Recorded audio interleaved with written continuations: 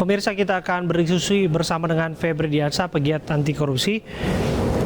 Assalamualaikum, selamat malam Mas Febri.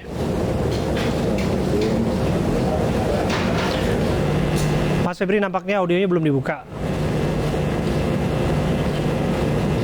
Mas Febri? Ya. Ya, sudah terdengar suaranya. Mas Febri, saya langsung ke pertanyaan ya. Apa komentar Anda mengenai penangkapan yang dilakukan di Penajam Pasir Utara? Ya, ketika KPK melakukan operasi tangkap tangan, apalagi ini kepala daerah ya, tentu saja yang pasti kalau terkait dengan pokok perkara kita harus tunggu nih pengumuman dari pimpinan KPK secara resmi maksimal 24 jam. Tetapi di sisi lain, kalau kita melihat data tentang kepala daerah yang diproses oleh KPK, sebenarnya sampai dengan saat ini untuk bupati atau wali kota atau wakilnya itu sudah lebih dari 140 orang yang diproses oleh KPK. Sebagian besar itu akhir-akhir ini memang melalui operasi tangkap tangan, terutama tahun 2018 dan tahun 2019. Dan ada sekitar 22 orang gubernur kalau dari data resmi yang ditampilkan di website KPK yang diproses. Itu artinya apa? Praktek korupsi di daerah ini masih menjadi praktek korupsi yang jamak terjadi. Meskipun kita belum tahu untuk daerah yang kepala daerah yang sekarang sedang diproses ini, apakah dugaan suapnya itu terkait dengan proyek? Dia kebanyakan kan terkait dengan proyek pengadaan dan juga gratifikasi yang lainnya, atau ini terkait dengan proses perizinan lahan misalnya, atau ada ijon-ijon lain ke depan yang kita belum bisa ketahui saat ini. Nah, itu yang paling penting sebenarnya diidentifikasi lebih lanjut dan kita tunggu pengumuman resmi dari KPK. Seharusnya sih besok malam ini atau besok bisa dijelaskan. Oke, soal proyek Ibu Kota Baru ini juga menarik untuk dibahas. Mengapa KPK perlu memelototi betul-betul proyek yang sedang dilakukan di Ibu Kota Baru? Ini kaitannya setelah Bupati Penajam Pasir Utara tertangkap.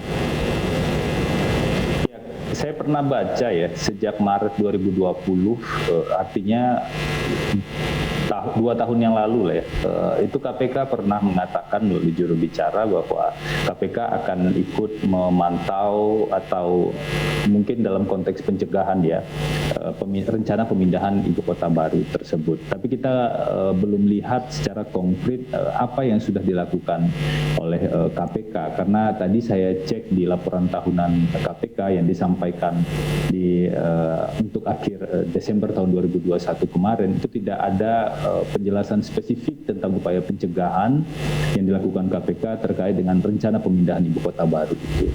Padahal ini sangat penting karena kalau kita lihat dari anggaran saja ya, Kemenq sudah menyatakan dan di pemberitaan sudah cukup banyak ya anggarannya, misalnya disebutkan di sini kebutuhan lebih dari 400 triliunan rupiah, sebagian dari APBN dan sebagian dari sumber-sumber yang lain. Ini kalau penjelasan Ibu Menkyu beberapa waktu yang lalu. Artinya apa? Dari aspek penggunaan keuangan negara dan juga kewenangan negara, jadi jangan keliru ya, ketika sumber dana itu tidak berasal dari APBN, bukan berarti itu tidak termasuk keuangan negara. Karena keuangan negara itu bisa lebih luas, keuangan negara yang dipisahkan atau tidak dipisahkan.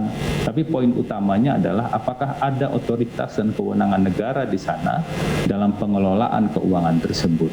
Jadi kita tidak bisa mempersempit, proyek ini bukan dari APBN, berarti relatif aman dan tidak usah khawatir. Jangan terburu-buru menyimpulkan seperti itu. Tapi kita perlu lihat ada budget yang sangat besar yang dibutuhkan untuk pemindahan Ibu Kota Baru ini.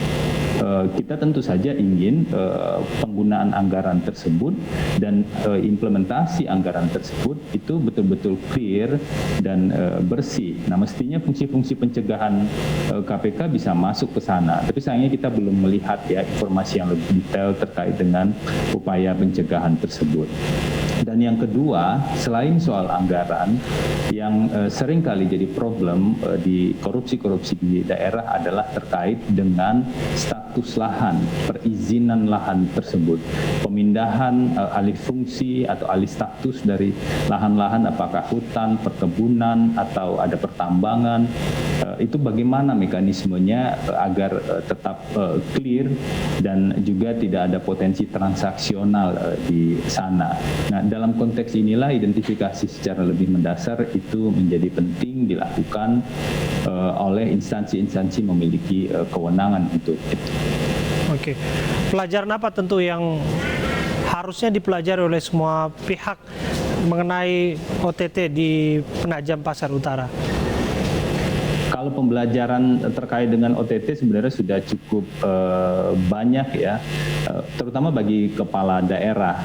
Ya, memang sudah saatnya berhenti untuk melakukan korupsi, tidak memperjualbelikan kewenangannya misalnya.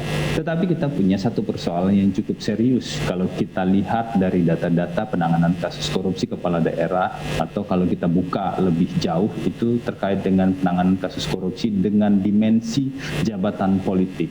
Kita tahu persis untuk jadi kepala daerah itu nggak murah. Ada yang namanya donatur politik, dan mereka harus dibayar atau dikembalikan sebagai, katakanlah sebagai utang suatu hari ketika kepala daerah itu menjabat, atau biaya-biaya politik lainnya, atau biaya-biaya untuk memperkuat afiliasi politik dan pengaruh dari kepala daerah atau pejabat-pejabat politik tertentu. Ini soal sistem, ini masalah yang cukup serius. Nah, ini yang sangat penting sebenarnya yang harus di-clearkan dalam upaya pencegahan yang dilakukan.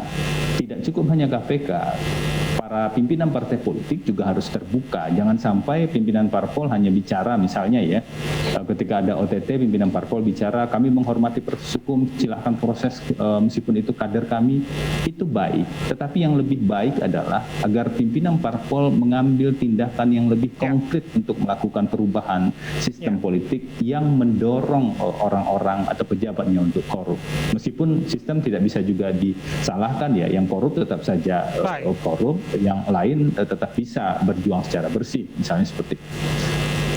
Terima kasih Mas Febri Diansyah, pegiat anti korupsi, sudah berbincang bersama kami.